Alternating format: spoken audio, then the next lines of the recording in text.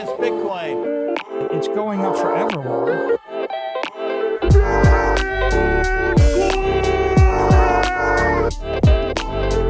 You're against Bitcoin, you're against freedom. Yo, welcome to Simply Bitcoin Live, your number one source for the peaceful Bitcoin revolution. Covering news, culture, manic warfare. We will be your guide through the separation of money and state. Ladies and gentlemen, welcome to the most watched daily Bitcoin live show on YouTube, Rumble, and X, Simply Bitcoin. Anyways, lots of interesting stuff to cover today. First, we're going to start with, the money printers have absolutely lost their minds. This is breaking news. The House has approved another $1 trillion spending bill. Of course, we know that, the US government doesn't have, in fact, all governments don't have the type of money they're spending. How are they able to get away with this? Well, deficit spending, they're able to print the difference, right? And of course, that hurts everyone who's holding dollars and saving in dollars, right? Specifically the lower middle classes that don't have the means to save in assets. In other news, also, Jerome Powell continues to get grilled on the CBDC. And it's interesting because what they're saying is a little bit different than what they're doing. This is something that we've covered, across many weeks. But I'm glad that, journalists are actually doing their job, because from our perspective at Simply Bitcoin, really the mainstream media has really acted as propagandists more so than actual journalists. But it looks like he continues to get grilled, not only in congressional testimony, but also from the media as well, regarding the central bank digital currency. And specifically what we're going to cover during the news today, this shouldn't have caught you by surprise, specifically if you've been tuning into Simply Bitcoin. The EU has put a cap on cash, and they've completely banned anonymous quote unquote crypto payment transactions. So we're going to get into the details of what all that means, but it's a continuation of the trend, something that we've been saying for many, many months now. You can't have a CBDC in Europe. They're marching full steam ahead if there's a better alternative. So obviously, to use Christine Lagarde's own words, they're trying to close the escape valves. Once again, this was predicted back in the book, The Sovereign Individual. So we're going to read you a passage from that book today. So accurate about what's happening, what's going on. And I don't blame the established players of trying to maintain their privilege of being able to create money for free that everyone else has to work for. Well, now there's a better money, and people are obviously seeking the better money. And of course, the established players can't have none of that. But anyways, you can't stop an idea whose time has come. Obviously, Bitcoin is going to triumph at the end. But, Europe is risking having fun staying poor, I guess. Anyways, we also have a very special guest. We have the one, the only, the Svetsky to join us on today. So it's going to be, it's going to be an interesting show. It's always an interesting show when Svetsky comes on. So how you doing, bro? Hey, brother. Thanks for having me, man. Apologies for no camera, but as I said, recovering over here. Been a tough week after surgery. Oh, yeah, man. Well, welcome to the show. And of course, my legend host who is smirking today. It's going to be a great show. How you doing, Opti? Well, it is Friday. It is Meme Friday. Everyone's excited. But guys, I'm going to warn you, my energy is going to be extremely low today. I got like 3 hours of sleep. I could not sleep last night. So it might take me a moment to get jacked up, but just a PSA on that note. But anyways, Nico, remember yesterday we were talking about Christine Lagarde and Augustus Carstens DMing each other? Well, I think now we know why they were DMing each other. Now we know why they were sliding in each other's DMs. They're trying to stop Bitcoin, but hey, how are they even going to enforce this? You can't ban Bitcoin. You can only ban yourself from Bitcoin. And the UK is just, or the EU rather, the EU is just shooting themselves in the foot this whole time. What are they even doing over there? Sheesh. Yeah, and I just want to specify, Abdi, did I hear you talking about your ex, bro? Are you jealous that your ex is talking to Augustin Carson? Look, like, what the fuck's happening there? Maybe I could still be like a side piece in this relationship, and I can get some of that money from Augustus Carstens, because I'm trying to get close to the money printer, guys. We all know the Cantillon game or Cantillon game. You get close to the money printer. This is the whole goal. This is why I DM Chrissy Lagarde. It wasn't for her scarves. It was for the money printer. Wait, what have I missed? You didn't know, bro? Opti dated Christine Lagarde. My God, my God. You have a thing for leather, huh? Yeah, bro. I can't get enough of it. Damn, bro. Oh man. Also we have Svetsky here today to talk about his timeless Bitcoin, the other stuff you're working on. Svetsky, huge fan of the Uncommunist Manifesto, and also your new book, of course, that's coming soon, The Bushido of Bitcoin. So yeah, man, happy to have you on the show. Really excited to I have Svetsky's Spirit of Satoshi AI up here. I bought a few credits in here, guys. So once we get to the culture, drop some questions that you would like to ask the new Bitcoin AI, and we'll do it live for you guys. Oh, God. This is going to be fun.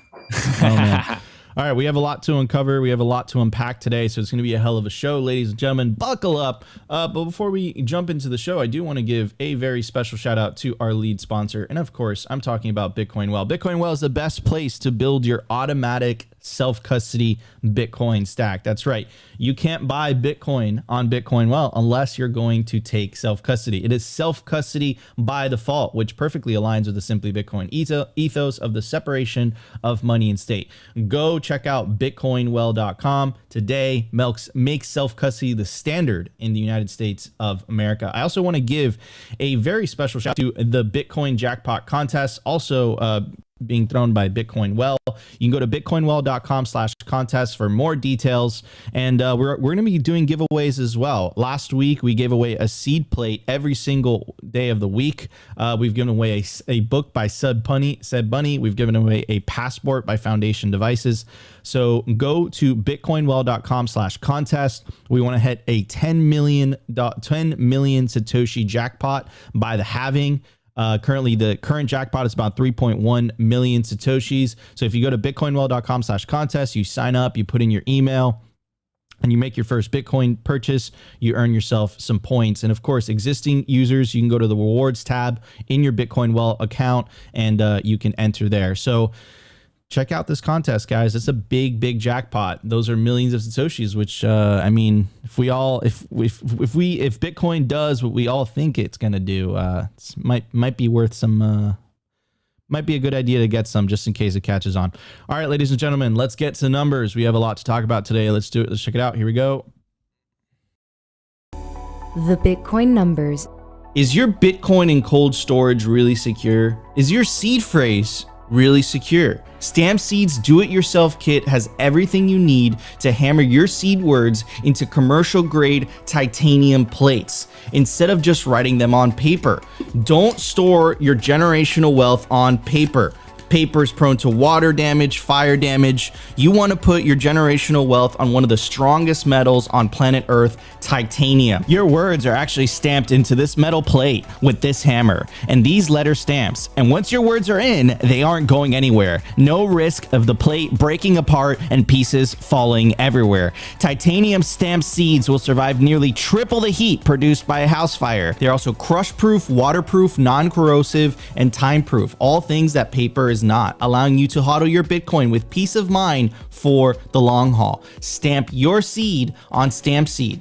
All right, guys, I made it incredibly easy for you guys. You could scan the QR code on your screen. It'll take you directly to the Passport by Foundation Devices website. They just got a new URL. It's absolutely badass. You can go to passport.xyz. Get yourself an open source hardware wallet. Remember, guys, not your keys, not your cheese. You could scan the QR code or a link in the video or podcast description. At the time of recording, the Bitcoin price is 63,450 sats per dollar, 1,576. Block height 835,802. Blocks to halving 4,198. Halving estimate April 20th, 2024. Total Lightning Network capacity 4,399. Bitcoin capacity value 279 million. Realized monetary inflation 1.73%. The market capitalization of Bitcoin currently sitting pretty at 1.25 trillion US dollars. Bitcoin versus gold market cap 9%. In the grand scheme of things, Bitcoin is just getting started. Anyways, this is the video that I want to play for you guys. Jerome Powell continues to get grilled, absolutely grilled regarding the CBDC. That's great. This is awesome news. I'm surprised. Usually the media kind of lets me down, to be honest with you. But it seems like this is a kind of like a hot button issue and topic, and for a multitude of reasons, right? So multiple states have passed anti-CBDC legislation, including the state of Florida. It's a pretty big state, but So essentially, the only way the federal government, the central, the Fed, is going to be able to really roll out this CBDC is from Congress. Congress is going to have to approve this. With a divided House and Senate. I don't see this ever going through. And now that it's entered the political discourse, Donald Trump, the Republican candidate, has said, if you elect me for president, I will make sure that a CBDC, never gets done in the U.S. Yeah, I mean, I don't know how they're planning to roll this out, but this denial of we're not working on a CBDC, we're not interested in a CBDC, is absolutely BS, in my opinion. Anyways, let's check out the video and then I'll explain why. Researching or hiring personnel to study the implications of the CBDC, can you give us any clarity on what the Fed is doing right now on a digital dollar? Sure. So I think we've been pretty transparent on this, but I'll try harder. So we are not getting ready to, we haven't come to a conclusion that we should propose or anything like that, that Congress consider legislation to authorize a digital dollar. And it would take legislation by Congress signed by the president to give us the ability to do what we think of as a CBDC, which is really a retail CBDC with the public of it. So we're just a long, long way from that. What we are doing, and I think what every major central bank is doing, is we're trying to stay in the frontiers of what's going on in digital finance. And it has many, many different areas. It has applications in wholesale finance, in the payment system. And so we to serve the public, these issues have become very front burner in the last 5 or 6 years. We need to be knowledgeable about all that. So we actually do have people trying to understand things that are, but it's wrong to say that we're working on a CBDC and then we've secretly got a lab here where we've got one and we're just going to spring it on Congress at the right moment. We don't. I haven't at all in my own mind made a decision that I think this is something the U.S. should be doing. I just think it's something we need to understand, and we do have people who are keeping up with that as part of the broader payments landscape. That's how I would characterize it. So he says that, right? And this is kind of mirroring what he said a couple days ago in regards to, I think it was Cynthia Lummis, the Bitcoin senator, that was grilling him about this. He gave a very similar answer, but again, don't pay attention to what they say, pay attention to what they do. This is Tom Emmer. Tom Emmer is a congressman. He's the GOP majority whip. And they handed this to him when he met with officials from the Fed. And it's very interesting. It says at the very top, for audio listeners, it says key duties of the Fed: payment systems, currency, check collection, automatic clearinghouse, wholesale payments, fiscal agent of the U.S. government, Fed Now. And at the very bottom, it specifically says central bank digital currency. Now, that's interesting because, one side is saying this, the other side is saying that. If you pay attention also to what the Biden administration wants, if you pay attention to what Elizabeth Warren wants, they both want central bank digital currency. So they're not being open about it. They're not being transparent about it. Their presentations even mention CBDCs by name. The Biden administration has mentioned CBDCs in multiple reports, simultaneously bashing Bitcoin. Elizabeth Warren, you can make the argument that part of the motivations behind her anti-Bitcoin legislation is to stifle Bitcoin to make room for a central bank digital currency. I don't think a central bank digital currency can coexist with Bitcoin. I think as long as people have a choice, and it's going to be incredibly difficult to stop people from doing what they see best for their lives, I think people are going to choose Bitcoin by default. Why? Because it's deflationary and it's censorship resistant. Both those things CBDCs will never have. Right. So I think, governments are trying to do what they do best, which is trying to coerce people. But they can't be as open about it here in the U.S. In Europe, it's a completely different story because Opti and Chrissy dated. Chrissy just sees red and they're just rolling out the CBDCs, trying to, push it down people's throat. They don't really care, full steam ahead. But I mean, to think that here in the U.S., the central bankers are not salivating at the mouth thinking that we can roll out these CBDCs is completely absurd. And this, I want to kind of connect it with one of Svetsky's pieces. Svetsky, in one of your books, The Uncommunist Manifesto, you mentioned that the fifth tenet of Karl Marx's piece says basically that you need a central bank for this to happen. I've tweeted this out in the past before. Breedlove's mentioned it, right? That basically, like, look, if a country has a central bank, it's already halfway collectivist. It's already halfway communist, right? It's already halfway totalitarian, in my opinion. So, I think the tyrants are just, they want to continue this power over money, this privilege of being able to create money out of nothing. So what's your take on this, man? It shouldn't surprise you either, especially with your work. But it seems like, look, the guy in the suit on TV with the emblems behind him, it seems like he's telling the truth. But if you actually pay attention to what they're doing, it's completely opposite. So what's your take on that? I mean, there's always a fugazi going on, right? Like, always think of Wolf of Wall Street. It's a fugazi, it's a fugazi. It's like, you tell people one thing, you do another thing. I mean, what's new about politics, right? But I think I just wanted to comment on what you mentioned earlier. It's like, people are like, you mentioned that you don't think the world can, or that Bitcoin and CBDs can coexist. If people are given the option, they'll pick Bitcoin over it, and that I've become more skeptical on. I actually think that they can coexist. I think that there are plenty of people who would prefer a CBDC because specifically they'll prefer it for the same reasons that we don't prefer it, right? And I think that's something that unfortunately we can't change, and that's why much of these sort of discussions come back to the whole remnant piece that I wrote a couple of years ago, which a bunch of people got angry about, and it was just pointing out the fact that people are different.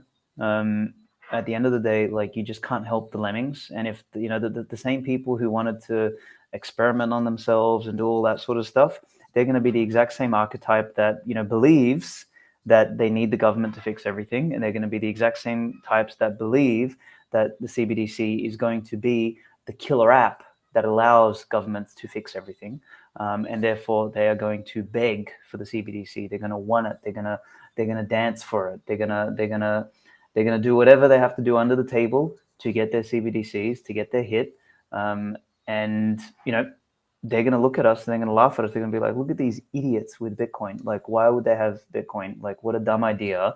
It's volatile. It is not run by anyone. It's not issued by anyone. There's nothing backing it. Our CBDC has our government backing it, and it gives the government the power to fix all the problems. And in fact, these Bitcoiners are the problem because they haven't conformed, because they haven't accepted the CBDC. They are the reason why the system can't be fixed. Because if they just accepted the CBDC, if they stopped messing around with their stupid meme coin, then the government could fix everything. And that's where I believe the biggest danger is. So unfortunately, we haven't beaten the big boss yet.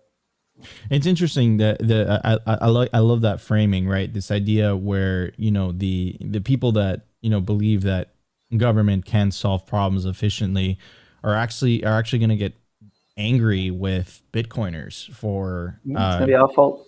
Yeah, and I could totally see that. The writing's on the wall. As the fiat system, legacy system continues to break under its own weight, you can definitely see Bitcoin being used as basically blame it. It's a lot easier to blame than take responsibility, right? It's like, no, the fiat system is failing not because of our actions. It's actually because of Bitcoin. I could definitely see that as a narrative in the next 5 to 10 years. But my question to you is it already too late, especially with this institutional adoption of with BlackRock and the ETFs being rolled out? And the reason I say that is because the current SEC, Gary Gensler and co., they were grinding their teeth. They did not want this ETF approved. And because of the influence of BlackRock, it was approved anyhow. So is it too late now that Bitcoin's kind of out in the open in the capital markets? Too late for what? Too late for, let's say a Bitcoin equivalent of a 6102 order, a Bitcoin equivalent of, of blaming Bitcoiners for the demise of fiat. Thank you, Jose. No. It's a scapegoat. Yeah. Of course not. No. It's never too late to have a scapegoat, man. You can have a scapegoat anytime you want. In fact, the ETF is probably a good way to do a 6102 if you really think about it. And the fact that the system's only going to get worse, there needs to be a scapegoat. And fundamentally, if more economic inflow comes to Bitcoin as a result of the ETF, then people will have another reason to blame Bitcoin for going up in price and fundamentally, increasing the divide. Because, like, one of the things we're going to face here is the fact that people are really bad at knowing how to differentiate from a cause and a symptom, right? So they're going to see increased wealth disparity and wealth inequality, which, we all know the cause of that, right? The cause of that is, you start arbitrarily manufacturing money out of thin air, and, you have the downstream of wealth inequality. Now, people who can't see that, who don't know how to sort of follow the breadcrumbs back to the root cause, they will look at it and they'll be like, see, the same people who got rich from property or from stocks and all this sort of stuff, the privileged folk, they got mega rich out of crypto, out of Bitcoin, and out of all this sort of stuff. They must be in cahoots with BlackRock. So they'll turn around and they'll literally say that you, Nico, the people who have been running a show for multiple years calling back BlackRock the enemy, they'll say, no, this was a lie. You were just saying that on the surface. You're actually friends with BlackRock. You want to take our properties. You want to do this. So like, it creates, and this is the thing about, like, why I'm not a conspiracy theorist believer, because things are way too complicated to ever boil everything down to like a simple plan or a simple sort of explanation to anything. Everything is really complex. It's like, we are going to be, by some people, viewed as partners with the Federal Reserve, with the powers that be that are robbing people. By others, we're going to be viewed as potential saviors. They're going to be like, okay, these are the guys holding the bastion of freedom and, Bitcoin and all this sort of stuff. By others, we're going to be seen as, the Antichrist, whatever. Like, there's going to be all sorts of different perceptions. And, unfortunately, it's going to be extremely hard to manage that perception, because no matter, what you say online these days, everything gets misconstrued in some way, shape, or form. So, fundamentally, I don't know what to do. There's no clear answer. There's no silver bullet here, other than doing what tribes have done from the beginning of time, who've wanted to make sure that they don't get annihilated and abolished, which is build some sort of internal strength and self-sufficiency, which comes back to establishing sovereignty. And the benefit of having something like Bitcoin in doing that is that it gives us the wealth and the means by which to do it, because we're going to have the hordes of zombies come after us, and it's going to be our fault that somebody else fucked everything up. And we're just going to, unfortunately, have to bear the weight of that responsibility, even though it's not ours. I'm into that, brother. Opti, what's your take on all this? Yeah, I mean, we've been saying this for a while on the show that, Bitcoiners will be scapegoat eventually. It's like, if you just read the writing on the wall, you can kind of see where it's going. And we know now that this is probably becoming truer and truer by the day, or rather by every 10 minutes. And again, remember what the fiat world is in a nutshell. It's basically try to take as little responsibility as possible and shift the blame to everyone else. It's always someone else's problem. The fiat world is just perpetual victim mentality. And we're seeing in real time that there is becoming two worlds. There's a Bitcoin world filled of happy Bitcoiners, and then there is the fiat CBDC world filled of very nihilistic and mad and angry people that don't ever want to take responsibility. They want handouts. And I think these worlds are being built in parallel. So it's just super awesome to be a Bitcoiner and be on this side and be like, look, hey, you guys can take your problems with you. I don't want to be a part of your world. This is why I'm a Bitcoiner in the first place. And then just going back to what Jay Powell was saying, it's hilarious that the central bankers always talk about this is always about payments. We're just trying to better payments, guys. This is all we're doing here. We're just trying to make a better PayPal or a better Zelle. And that's all that really matters, guys. We just want to revolutionize and upgrade our payment system, because that's the only problem in the world. Is the payments aren't good right now, guys. Like, I know you guys can't use your Cash or your Apple Pay or your PayPal right now. The only thing that matters is payments, guys. And let's not forget, Jay Powell said that they're just looking into it. We're just trying to revolutionize digital payments. But he says there's never going to be a CBDC. At least that's what he's saying. He's talking out of both sides of his mouth. But let's not forget that the Fed now is already in the works. They're already building it, or at least trying to build it. So, you know, a lot of us have been saying that they're already been building a CBDC. It's just called Fed now. They're obviously not going to come out here and be like, oh, yeah, check out our CBDC. Of course, we want to corral you into this digital slavery. This is what we've been doing the whole time. No, they're just going to rebrand it, you know, double speak, just classic politician, central banker behavior. And then I just, last thing is just, I love how Jay Powell says finance. You know, we're here for digital finance. So we're here to update finance. Very fancy, update finance. Anyways, guys, there is about 1,000 people watching live right now between Rumble, YouTube, and X. If you guys are enjoying the show, make sure to smash that like button. Really, really helps with the algo. So on YouTube, smash the like button. If you're on Twitter, press that little heart. And if you're on Rumble, there's like a little grayed out thumbs up. You could smash it and turns green. Anyways, guys, really, really helps with the algos. Like I said, if you guys also want to support the show, make sure to stack sats first. You could check out our latest Simply Bitcoin collection. We teamed up with a Bitcoin artist called Asanoa, and we have all these different types of designs. We have the Peaceful Bitcoin Revolution shirt with the Guy Fawkes face. We have the gold Bitcoin pill. We have a gold Bitcoin snapback, a gold Bitcoin dad hat. We got ladies merch as well. You can find all of this at simplybitcoin.com. You can scan the QR code or check the link in the video or podcast description. All right, everybody, let's get to the news. We have a lot to talk about. Let's check it out. Here we go. The Daily News. I want to give a shout out to our sponsor, Foundation Devices. It's self-custody done right. They built a premium grade hardware wallet called Passport right here in the US. It's fully open source and verifiable. It's the most intuitive Bitcoin wallet designed with a UX reminiscent of a simple feature phone. So you will know how to navigate it and use it the moment you pick it up.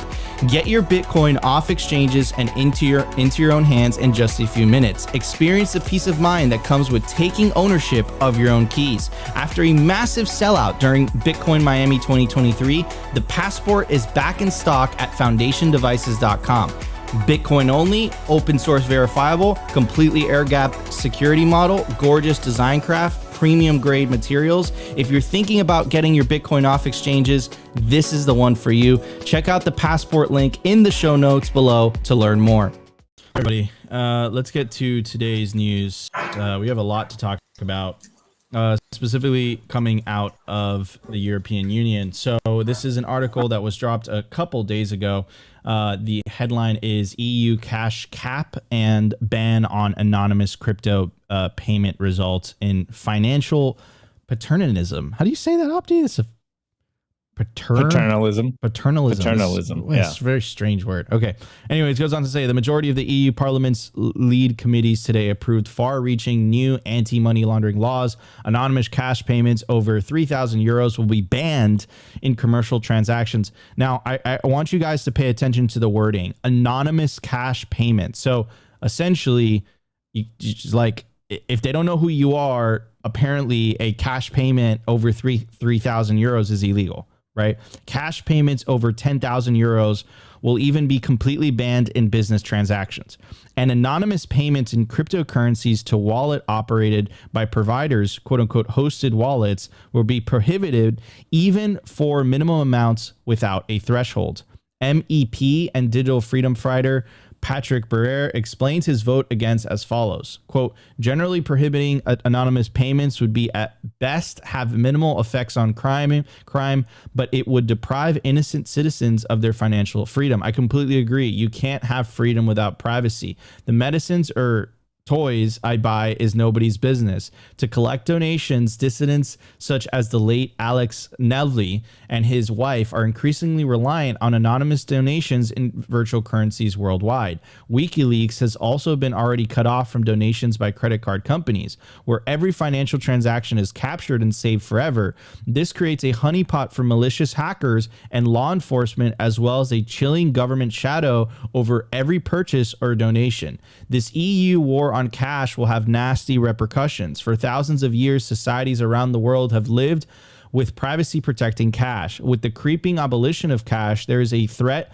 of negative interest rates and the risk of banks cutting off the money supply at any time. Dependence on banks is increasing at an alarming rate. This kind of financial disenfranchisement must be stopped. Instead, we need to think about ways we can bring the best attributes of cash into our digital future. We have a right to pay and donate online without our personal transactions being recorded. If the EU believes it can regulate virtual currencies at a regional level, it hasn't understood the global nature of the internet. So it goes on to say, background on the cash limit. There was a great public outcry when the commission asked the public for their opinion on limiting cash payments in 2017. More than 90% of responding citizens spoke out against such a step. So think about that, right? 90%, right? One of the things I always hear is like, there's a threat to democracy, is democracy, blah, blah, blah. And I know Svetsy's not a fan of democracy, but you always hear democracy this, democracy that. But I mean, 90%, right? That's like a super majority basically said, you know what? That's absolutely ludicrous. Why are you putting limits on my cash? They didn't listen. And then that brings me to my point are governments really representing people, or are they really representing their own self-interest? I think as long as fiat is a thing, I think governments are always going to protect their self-interest rather than actually, quote unquote, representing their constituents, supposedly. Anyways, it goes on to say, unlike cash, which is entirely anonymous, transactions carried out with cryptocurrencies can, in the case of Bitcoin, be traced on the blockchain. Law enforcement has again and again been successfully protecting such criminals by detecting unusual patterns and identifying suspects. Some criminals have eventually de-anonymized themselves, and every criminal will need to eventually exchange their digital funds for real money. Virtual assets are of minor relevance to the global financial system. There is insufficient evidence on the volume and frequency of the usage of cryptocurrencies for money laundering. EU rules would be easily to circumvent due to the global nature of the internet. Virtual currencies can technically be transferred directly from one person to another without using intermediaries, which makes them impossible to regulate. Where virtual currencies have been used for criminal activities in the past, persecution has been possible on the basis of the current rules. So I don't think this has anything to do with stopping crime. I think this has to do with controlling people and getting ready for the rollout of the central bank digital currency, which Europe is very, very excited about, right? Or specifically, the European central bankers are very excited about.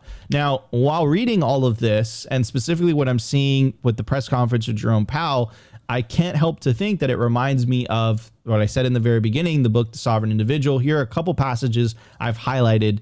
In the beginning, it says, in the new millennium, cyber money controlled by private markets will supersede fiat money issued by governments. It goes on to say they also predicted that the rise of this new cyberspace and consequently cyber money, it will become harder for nation states to collect taxes from their citizens. They compare the state to a farmer keeping cows in a field to be milked, but that soon the cows will have wings. They predict for the government to collect taxes from its citizens. In this type of society, it would have to violate human rights. Even traditionally civil countries would have to resort and turn nasty. Lacking their accustomed scope to tax and inflate, governments, even in traditionally civil countries, will turn nasty.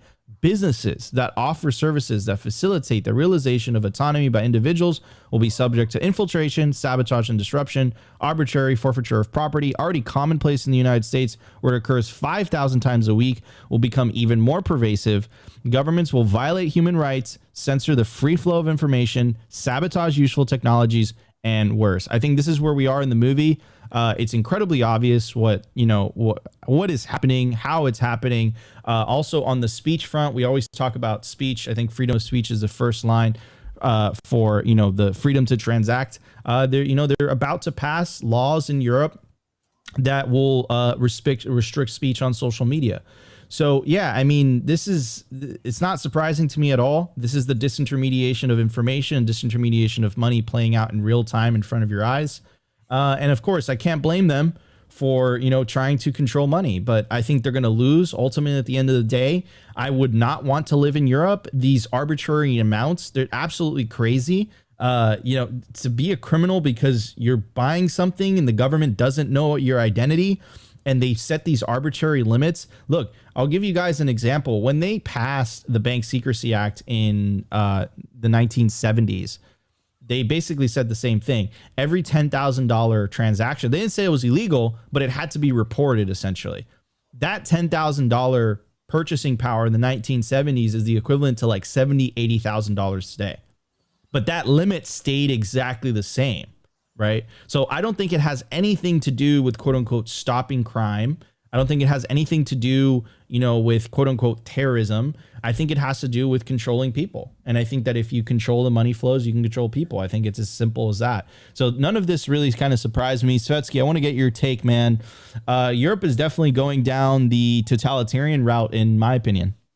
It's really unfortunate. As I'm listening to this, I think of this idea of the nanny state and the longhouse. It's funny, even this article kind of used the word paternalism. I would call it maternalism because, paternalism is a little bit more detached, whereas maternalism is like trying to baby you and mother you on everything. And this is what we're experiencing, is this kind of transformation of the state from a father-like protector of boundaries and private property into a mother-like nanny that kind of projects its own fear onto the populace, right? So because these monkeys in the state, are all fat, ugly, incompetent, they're unable to control their own desires and impulses, they project that onto everybody else, and they assume that nobody else can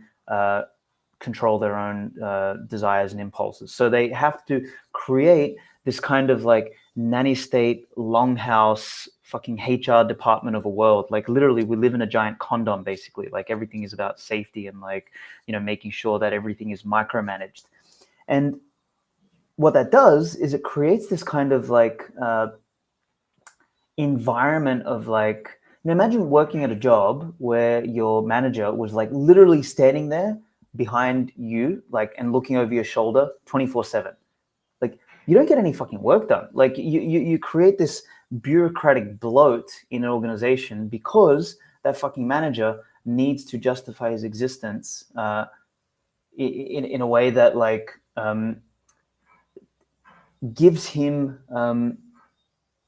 a reason to like live, right? So because he doesn't actually perform any work, he has to sit there and watch you perform the work to ensure that, oh yeah, the work is being done, right? So there's one problem I have with all the arguments that are pro-privacy, and I want to elevate our argument here, against CBDCs in the nanny state, which is oftentimes you'll hear things like, and I heard it in this article as you read it, it's like, oh, look, we need to maintain privacy because, there are dissidents out there and, there's human rights and people need to be able to, transact freely because if we don't, what about like, draconian measures and stuff like that?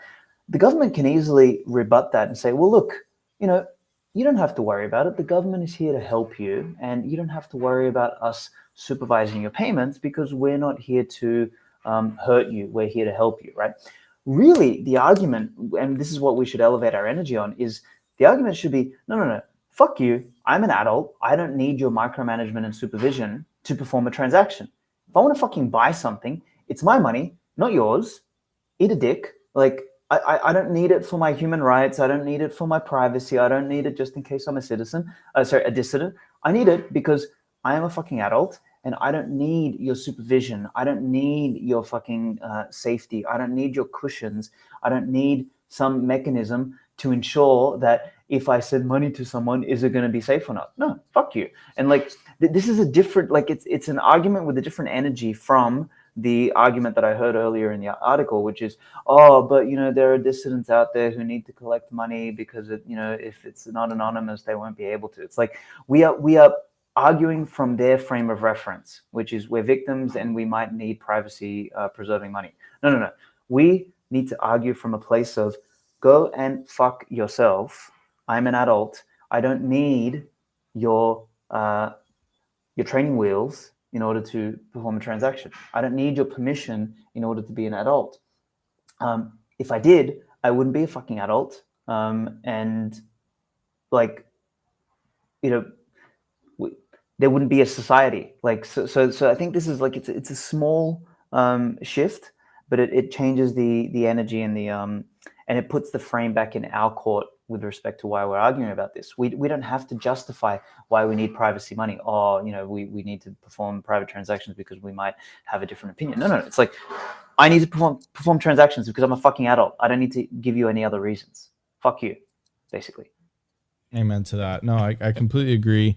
It's it's interesting. It's interesting to say the least in terms of the framing. I think the way that it's framed and the way that you said it, I think is a lot more productive in a way, because it's basically saying like, look, like, the very idea of having to ask a government in the first place to transact is absurd on its head.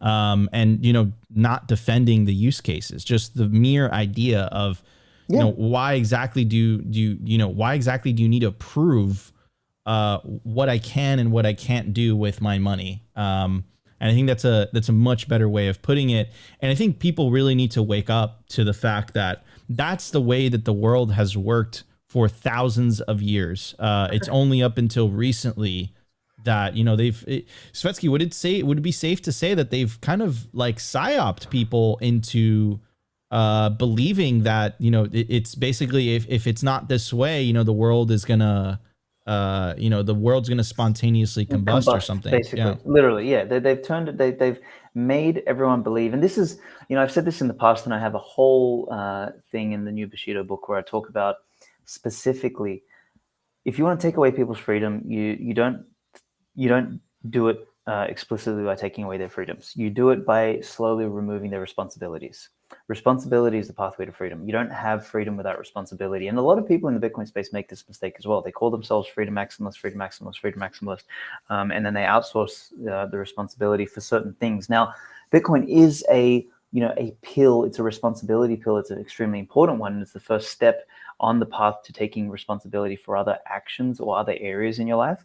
But fundamentally, what's happened over the last 100, 200 years is that we have outsourced everything from education to health to, knowledge to schooling to, fucking money to government to decision making to everything. We've outsourced the responsibility for those decisions to a committee, to a bureaucracy, to an organization, to the state, to the banks, to whatever, right? To the media, to the pharmaceutical companies and all this sort of stuff. And as we've done so, we have inadvertently given up our freedom across all of these dimensions. And now starts the long process of unwinding all of that. And unwinding it is not going to come without its own dose of pain, right? Like when you have been a junkie for so long, going cold turkey is painful, but it is fundamentally the only solution. And that's what we as a civilization are going to have to go through now, is we're going to have to take back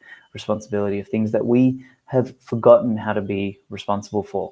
But in doing so, we're going to establish the opportunity for our descendants to have a semblance of freedom in the same way as our forebears did.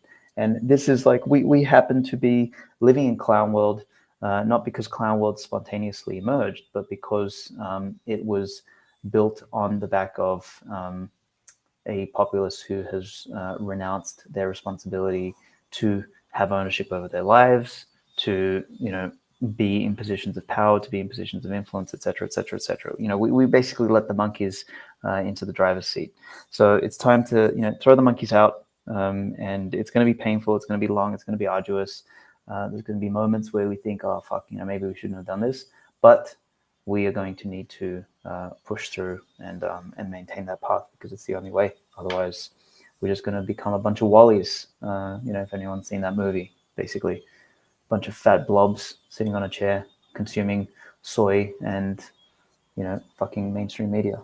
Eat the bugs. Yeah, and it's almost kind of become, and I'll pass it on to you, Opti. It's almost become like a counterculture a little bit, and you kind of see this a little bit where personal responsibility is kind of shamed, it's looked down upon, right? I think I saw, and this is dead serious, by the way, I saw I don't call it the mainstream media anymore, but I saw a legacy media article. I think it was it's like this paper in the UK, basically saying that, you know, if you walk out in the sun, it's going to hurt you, it's going to Yeah, kill yeah, you. yeah. You've seen these articles where, you know, working out is, you know, somehow tied to a certain political ideology and stuff. So, you know, and you can see how the media is, or the media establishment is trying to essentially create weak men.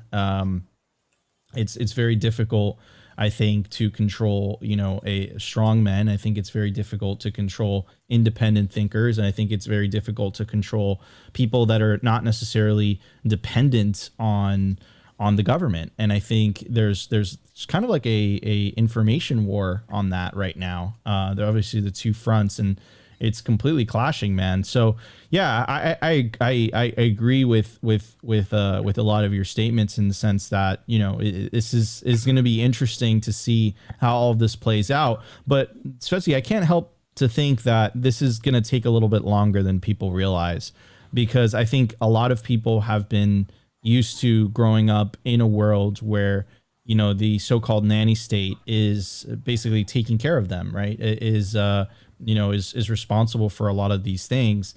And, you know, as fiat breaks, as, you know, the book The Sovereign Individual pointed out, you know, I think a lot of people are going to be caught off guard, so to speak, that all of a sudden there isn't a nanny state potentially to call on, you know, to provide that so-called safety net.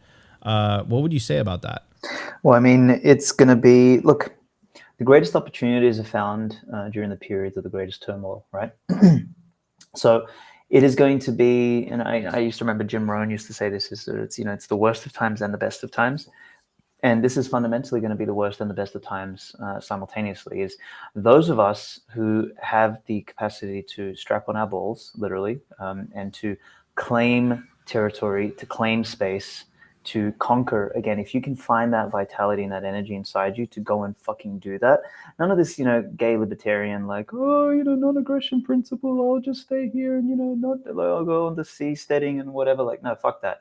You go out and you fucking claim. Like, you do that, this is going to be the best of times, because the people who are so conditioned and have become so weak and, like, you know, I was laughing my ass off. I was watching this video the other day of like this kind of like a town hall with communists in it. And every time like the speaker was trying to say something, you know, someone would get up and be like, look, you know, I'm offended by, you know, the fact that, you know, you are calling people like by, you know, this pronoun or whatever. Like, so every 5 minutes there was like this, you know, someone getting offended in the audience about like not being, you know, adequately referenced or something like that. I was looking at it, I was like, Jesus Christ, like this is the enemy we're fighting against. And like what makes it like simultaneously good and bad is that it's like, it's really pathetic that that's who we've been beaten by to this point. Like it's really fucking cringe. But that is only because we have abdicated the responsibility to lead and to rule and to run the fucking show, because strong men are supposed to run the show, you know, and as much as that's going to rub some people the wrong way, that's the whole fucking point. That is why Bukele has been so successful in El Salvador, is that he didn't sit back and like, you know, do the whole, you know, democracy and, you know, no. He took control and he ran the fucking show. We need to do that. And this is what it's going to require in order to claim territory and claim back space that the parasites infiltrated and have filled with a bunch of incompetent HR cat ladies, basically. Like that is literally, if you want to look at how the world is run right now, it's literally one big HR department run by crazy cat ladies. Like that's it. There's nothing else going on here. So we need to walk back in and we need to shut down the HR departments, throw them all out, then go hang out with their cats, and we start to claim back all of the departments that make civilization function, close down the departments that do not make civilization function. And we need to do it from a place of magnanimity, energy, justice, courage, strength, leadership, like all of these virtues that matter, because they are going to be what inspire other people who have that inside them to also join in and keep the momentum going. And as I said, like to sort of tie this all together, it's going to be, it's almost like if we can awaken to that fact, it is going to be the easiest time to win, because the competition, the level of competition is so pathetic, right? But it is also going to be a complicated time because the very structure that we're fighting against is going to be in its death throes, and that is also when it is most dangerous. So it's going to be, it's neither simple or easy. It is going to be complicated, hard, easy at times, and it's going to require a lot of persistence, a lot of energy, a lot of vitality. It's going to require all of these strong virtues that I try and advocate for in the new Bushido Bitcoin, like in order to fix this shit, because no one's coming to fix it for us. It's up to us. Hold on. It reminds me of it's Svetsky going off like usual, in a good way. And I would say that it's the famous saying, right? Weak men create hard times times create strong men, strong times create good times.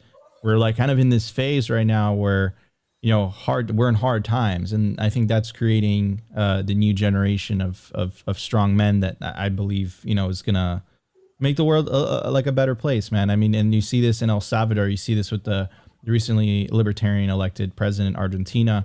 It's kind of new. It's a new approach at governing. It's a new approach at the way that they're seeing things is very, very different from what it was in the past, and the traditional left and right. You're kind of seeing this new rise, and I think the world's going to be a much better place for it. Anyways, Opti, what's your quick take before we get onto culture to talk about Svetsky's project? Yeah, so I just kind of want to echo what Svetsky was saying. I've been saying for a while, I think this is like I wouldn't say the easiest time to succeed, but it's like one of the best times to dominate for exactly the reasons that Svetsky was saying, is because the competition out there, first of all, doesn't even want to compete with you. And then everything we talk about here constantly of like getting your mind right, getting your body right, like getting fit physically and mentally so that you can go forth and dominate in the digital age while everyone else is complaining about stuff that's completely irrelevant. It's like it's never been, I think, easier to do that. We have all these amazing tools at our disposal to succeed at this point in time. And then one more point, echoing what Svetsky was saying, this is why we're seeing the attack of basically, the military fighting age man, is because the 18 to 35-year-old males, the ones that really see where the world is going, if you can make them weak, then it's very easy to destroy culture and destroy society. And hence why there's so many attacks on males currently, is because they want to make us all weak and docile. And then anyways, going back to what we were saying with the EU, like I think this was a great example of why there is this shift towards a cashless society, is so that they can better control your behavior through your money. What's the saying? Like, tell me what you're buying and I'll know exactly who you are. I forget. There's like a CIA report out there that if they can just watch your transactions and where you put your money, they will be able to better identify you. And then another point is like, guys, anyone that does a very simple, surface level dive in history understands what happens when an empire starts enabling capital controls. We've seen this in history. This is played out multiple times in history. When they try to control capital, where this ends. And again, guys, we say it all the time, you can't ban Bitcoin. You can only ban yourself from Bitcoin. So they're really shooting themselves in the foot. And again, I'm reminded, going back to like the meme of men only think about the Roman Empire. But again, going back to lessons we've learned throughout history, when the politicians and now the central bankers are just outright robbing the coffers, they know the jig is up and they're just trying to get to the bag as quickly as possible. And this is where we are. And it's just absolutely amazing to me, and it's completely laughable that people even trust these institutions. At this point, if you can't see that these institutions are more corrupt than even you can imagine, like you might kind of be what Setsu was saying, and unhelpable. Like, I think at this point, we just mock people that trust in these institutions, that still believe the mainstream media. It's like, what? You still believe that they're telling you the truth? You still believe that the government has your best interests in mind? Like, it's completely laughable. It's all about control. It's always been about control. And until that facade breaks, they will continue to overstep the line. And then the last point that I want to make is the same thing that Svetsky was saying. It really blows my mind that grown adults out here are just adolescents. They take no responsibility. They want the nanny state. They're just like, govern me harder, daddy. Just tell me what to do. One of the funniest FUD lines for Bitcoin is like, oh, only money can be backed by governments. It's like, guys, are you even listening to yourself? It's absolutely ridiculous that this is where we are right now. And of course, it's been 100 years of psyoping and brainwashing and fiat decrees. And man, we are boiling frogs at this moment, and we're just trying to wake people up, at least plant these seeds of freedom, these ideas in people's minds, and realize that their brains have been warped, and they, like especially was saying, they're basically blobs and Wall-E. Like, what is going on? 100%, 100%. All right, ladies and gentlemen, let's get to the culture. We have a lot to talk about today. Let's check it out. Here we go. The Daily Culture.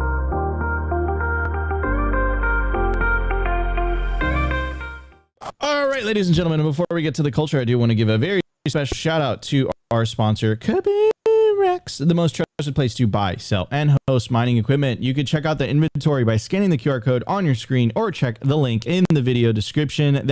If you follow the link, you will connect with a member of their sales team. You will check out their Telegram marketplace where they make purchasing their products easy and transparent. You could also sell your Bitcoin mining ASICs with them, access their vast network of domestic and international customers when you sell your mining equipment with Kabimrex. What are you waiting for? Start your Bitcoin mining journey today.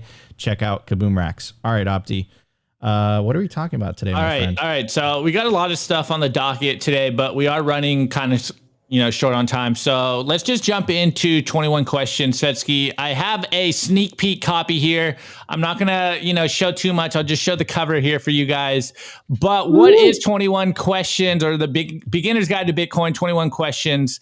Svetsky, how did this come about? What is it? What can the people expect? I mean, clearly, because there is no Bitcoin books out there that explain Bitcoin, we decided to write another Bitcoin book. So as some people know, we've been messing around with this Bitcoin AI now for a while, and part of training this AI was basically teaching it to answer Bitcoin questions like a Bitcoiner would. So as I've sort of told you guys in the past, if you ask it about inflation, it'll give you a better answer. It won't tell you like, oh yeah, as long as inflation is 2%, it's okay. Like so it's designed to answer like a Bitcoiner. And in training it across thousands and thousands and thousands and thousands of questions, we realized we're like, shit, man, there's actually some really good content here that we could transform into a book. So we did some weighting, we did some data analysis, and we distilled the thousands of questions into the top 21 and sort of like ranked by order of like importance, of like pertinence, of like commonality, etc. And we basically boiled it down to three categories of question, which is, I just want to make sure I got the categories right. So it's like Bitcoin specific, economics related, and Bitcoin misconceptions. So for the first book, they're sort of like the three broad categories. And what it is like, we ask questions like, what is Bitcoin? Why is Bitcoin important? Who controls the Bitcoin network? Why is Bitcoin limited to 21 million and not some other number, et cetera, et cetera? So you've got the 21 most important questions. And then we have both the Spirit of Satoshi as the AI answer the question.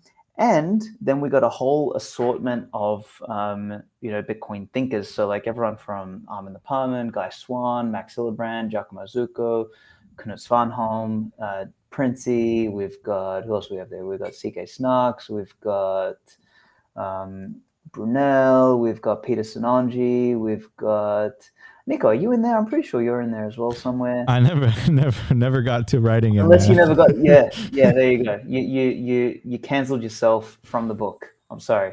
We've got Valis. We've got like all sorts of really cool people, right? So it's a blend of answers from all of these. So the idea is that it's perfect for a beginner, and someone who is like coming into Bitcoin for the first time, even someone who's actually been around Bitcoin and just wants access to like a really useful set of answers for it.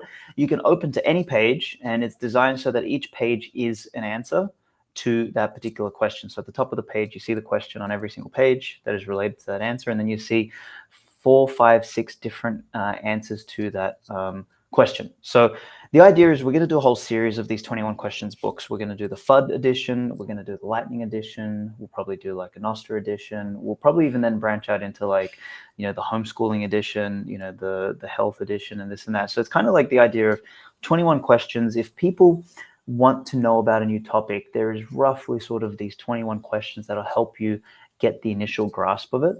And yeah, we've done it as like a really easy to read, simple book. We wanted to do it as like a little documentary initially, but we realized, it's better to do it as like a little book because it's more timeless. It's easy to acquire, easy to keep, and people will be able to get it as a digital, as a paperback, as a little mini hardcover. It'll look very much like in terms of size, like the Uncommunist Manifesto. So simple, easy to read, super easy to read, and something that you want to sort of buy and share with some friends. We also did something cool, which is we are doing an audiobook version where we've gotten approval from everybody to basically take their voice, create an AI clone of their voice, and actually have basically the book be read by AI versions of all of the authors alongside Satoshi. So there's going to be like an AI version of it, which is really cool. So yeah, at the moment, if people want to get it, we're doing like 50-60% off on Geyser, on geyser.fund. It's one of the main actually, I saw someone ask, can it answer what is a woman? Yes, it can. In the next 2 weeks, we're going to release the weightings. We've actually, aside from making Satoshi pretty like Bitcoin focused, we've actually been training it on based responses, things like, what is a woman? And things like, I shouldn't say, but there is some like really funny answers in there around like, did Epstein kill himself and shit like that. So like, it's going to be the most based AI out there. It's going to be fucking hilarious. But if you want to support what we're doing, the Geyser Fund is out there now. The book tiers are all cheap. Like, it's like $11 to get the digital copy. If you want to get the digital, the Audible, and the print, it's like $20. Like, so, send some sats. We'll get it shipped out to you if you get something physical. But we've also partnered with the BTC trading cards guys to do like some higher tiers for people who love the trading card side of things and want to get like some posters, this and that, some merch. There's some higher tiers in there for people. But yeah, fundamentally, I think it'll become one of the best beginner category books out there. There is some good beginner books out there, but like, I don't know if there's one like this that like literally just focuses on the questions, because when a newbie comes into Bitcoin, the first thing they have is what? Questions. And like, if you can just nail those questions and hit those, and as I said, we'll have a whole little series of these, like the FUD questions, the environment questions, this, that. I think this will become a really effective orange pilling tool. And, the cover looks gorgeous. The whole thing is gorgeous. So if you want to support it, jump in there on Geyser, drop some sats. It's super cheap at the moment. And yeah, we'll begin shipping in like the next month or two. Oh yeah. Svetsky, one of the cool things that I noticed when I opened this up and was starting to use it this morning was how I was able to make an account by scanning the AI with my Lightning wallet, and then it made an account. And I was like, "Yo, that is so cool!" I thought that was amazing. Thank you, man. Yeah. There's like we're starting to plug this into some other apps and stuff like that. So you're going to see Spirit of Satoshi floating around in different places. So yeah, appreciate it. The new version, as I said, that'll come out in the next week or two. Like we had a breakthrough in the training, and it's going to be far better than even the version that you're using there at the moment, like almost 10x better. So we had like a significant breakthrough, but yeah, man, appreciate it. Like it's come a long way, and I hope that it'll become like a really useful Bitcoin utility that people can reference long term. And one last question, considering there's so much AI concern out there, I know last time you were on this show, you were just ripping AI. So is Spirit of Satoshi going to replace Simply Bitcoin because it's doing our job for us? Totally not, lads. You are irreplaceable. You're irreplaceable. Okay. All right. Well, more generally, what is again, for those that didn't watch the last episode, what's your thoughts on that idea of AI replacing humans? Yeah, like I said, like AI remains mid-wit obsolescence technology. It is an aggregate of data and information. So at the end of the day, if you are a sentient being with a fucking opinion, You will not be replaced by AI. The only people getting replaced by AI are the midwits. Even the Spirit of Satoshi, it'll be a useful tool for like referencing stuff, for like, if you're sick and tired of like answering stupid Bitcoin questions, that every normie is asking you, just send them that way and like let Satoshi do the headache. At least he's not going to get annoyed. So it's like, it's useful for that stuff, but for really like creating connection, creating engagement, for like, unless you're a real fucking weirdo, like you want to follow and engage with real human beings. You don't want to like do that with like, bots, you know what I mean? So like, I don't know. I don't see any risk there. We can get into the whole philosophical conversation about like why, AGI and sentience and consciousness and all that sort of stuff doesn't come from circuits, and like how, it's like one big joke on the nerds who think that they're just going to like produce life when, really what they should do is just go have babies and, they'll actually produce life.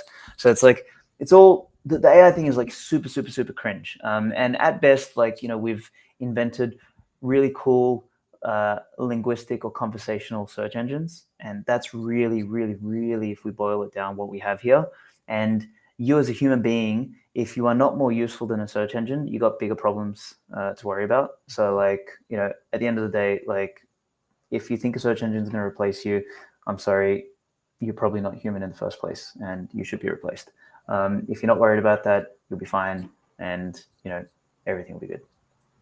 Well, you just sparked an idea now for me on Twitter. Whenever I get the same low-hanging FUD questions, I'm just going to pop it in Spirit of Satoshi and have it answer the questions for me. That's genius. That's it. Literally, like if we can get this working well enough, honestly, we'll do it in such a way. We'll set up a bot account on Twitter, so that way you just tag Spirit of Satoshi and it'll answer it for you, and that's it. Done. Amazing. Oh man, that's too funny. Well, everyone's loving it in the chat, bro. I don't know if you can see the chat right now, but they're like, man, this is cool. Love it. How about last two stats? What's the last message you want to leave with the audience? It could be about 21 questions, it could be about Spirit Satoshi, or just life or Bitcoin in general. Man, good one. I think let's leave it on this message. I think the new thing that Bitcoiners should start thinking about is we have for many years, and we've gotten very good at this, is getting good at pointing out all the problems in the world and why, the world is fucked up, and, like why, the poor disadvantaged people need Bitcoin and all this sort of stuff. And like, it's all been from a really like pointing out the problems, and like we are victims and we have been robbed by the state and all this sort of stuff. Like it's almost victim-y in some sense. And it's important that we did that, because in many ways you have to wake people up by showing the injustices. But I think it's now time for us to elevate the conversation and move away from talking about all the injustices and all poor me, like, the state is bad and evil and they're taking advantage of us. Now it's time to say, well, you know what? It's time for us to take advantage of those fucking losers, because we're better. We've got Bitcoin. They can go fuck themselves. We're going to build a better framework. We're going to build a better world, and we're going to build it in such a way where the framework is fair, so that the best man wins. And that is a different energy. It is ascendant. It is no longer complaining. It is like, we have to recognize that, hey, well, they've been fighting us, and now it's time for us to fight back and punch back. And we can punch harder because we are stronger, we're better, we're smarter, we're more virtuous, we've got the better money, we've got all this sort of stuff. So it's time for us to take an ascendant view of the world. And if I can leave any message, this is the big thing that I'm trying to push now. It's like, it's time to us to gain ground again, and stop basically complaining that the enemy is more powerful. Fuck them. I love it. I've been thinking about that recently, and then you can take it, Nico. It's just like, a lot of us Bitcoiners, especially us in media, I think it's very important that we get on the offensive more than just being on the defensive the whole time and trying to counter all the bad narratives. It's like, no, take the offense here instead of just being reactive to everything that's being spewed on us. Totally. 100%. Ladies and gentlemen, you could find more about Svetsky at Svetsky Writes on X, aka Twitter. And you can look into all the projects that he's working on. Svetsky's an awesome member of the Bitcoin community. He contributes a tremendous amount, and I hope you guys enjoyed the Friday-based episode. We haven't had a based episode in quite a long time, and we always enjoy Svetsky coming on the show. Anyways, guys, if you enjoyed the show, you know what to do. Smash the like button. Consider subscribing if you feel like we provided you value. But number one thing you could do to help push the peaceful Bitcoin revolution is share this content. That's how we do it. The great Andrew Breitbart said, you know, politics is downstream from culture. That's how we win over the culture, win the battle. We get more people taking self-custody. Anyways, love you all. Everyone have an amazing weekend. Get some rest. And we'll be back on Monday for a brand new episode of Simply Bitcoin Live. This episode was brought to you by BitcoinWell.com, a Bitcoin-only platform on a mission to enable financial independence.